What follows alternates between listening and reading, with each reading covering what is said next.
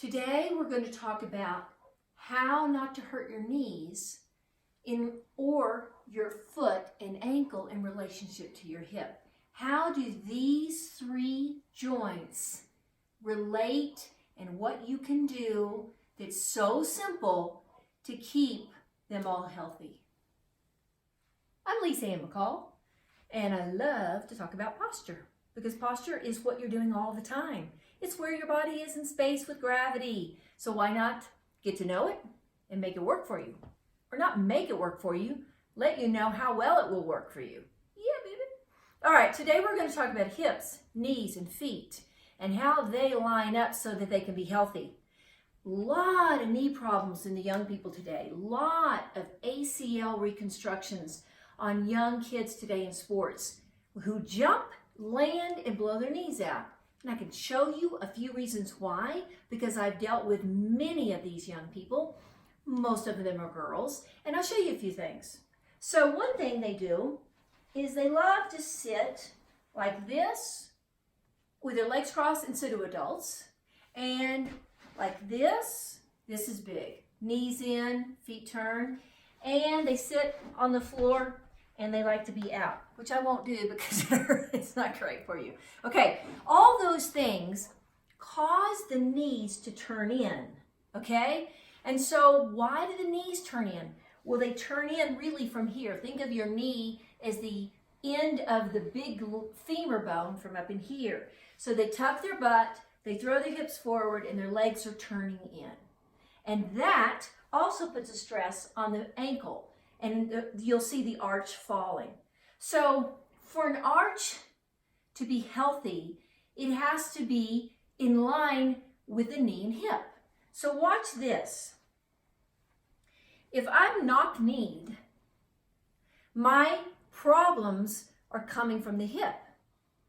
If I rotate the top of my legs out, I build an arch. So where does the arch come from is the hip.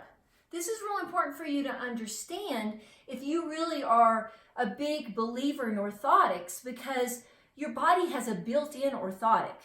There's only in extreme cases do you really need orthotics. You can do a lot of things to build an arch because it's a natural part of the human body, all right?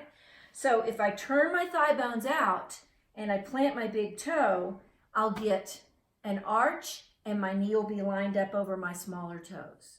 So let's break this down. You see me promote a lot of times. I say, hey, let's sit in your crotch. Let's sit on these little tripod chairs. Do work on this. Why would I do this? Well, it's a fast and easy way to break habits that are really challenging your hips and your knees and your feet, okay? So you've seen in people squatting in countries where they work on the ground, and you've heard me talk more and more about the indigenous people and how they live. Well, that's because, and they do well, is because they're always in a position where their knees are over their feet and not in. So out, not in, okay? So this is really going to be hard on your body over time, not just your knees and your ankles, but the whole spine. Okay. I want you to see my kneecap here. And where my kneecap is designed to align is my smaller toes. Okay, now there's a photograph and an exercise in my book called Get a Grip. And it's about planting your toes and letting your legs go out so your knees are over your smaller toes. Now, the alignment of my big toe, should it be out like that? Or my feet? No. This isn't good. Should it be like that? No, that's not going to work. So it should not be straight ahead. A lot of times in yoga, they tell you straight ahead. That's real hard on the medial part of the knee. There's just a slight turnout, just very slight. You can see this if you look at little children running around, they have a slight turnout. That's a natural opening. So when I turn out now, what do I do with my leg bones? Do they go in? No, they're designed to go out over my smaller toes.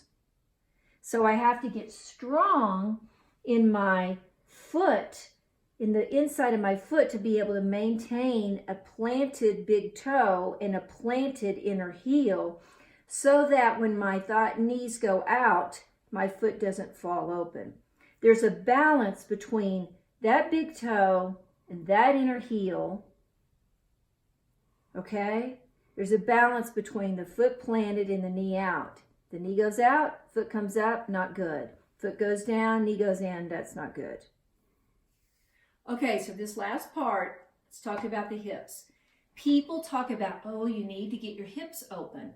There's a lot of ways in which your hips can be open. What you want to know is the relationship between your leg bones and your hips. That opening right there, that's important. I can't go into all the little details, but one thing you can know is if you tuck, you're going to be tight here.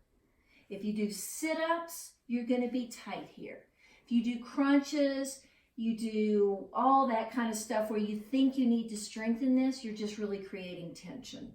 It's a little bit more complicated, and there's a little bit more of an integrated dance to all of this. So just remember that when I plant my feet, if my knees go in, I'm going to hurt. Here's a common posture. You see that? See how far out my foot is? Well, that's just vulnerability for me to hurt my knee because my knee's going in.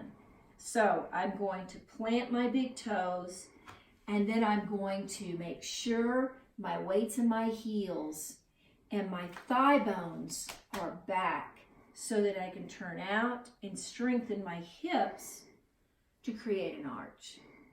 Okay? So that's a little bit of a lesson on foot, knee, and hip, how sitting affects you, how standing affects you. Go to my book, McCall Body Balance Method. There's a couple of places in my book that you can read about and do some exercises to help you with this issue.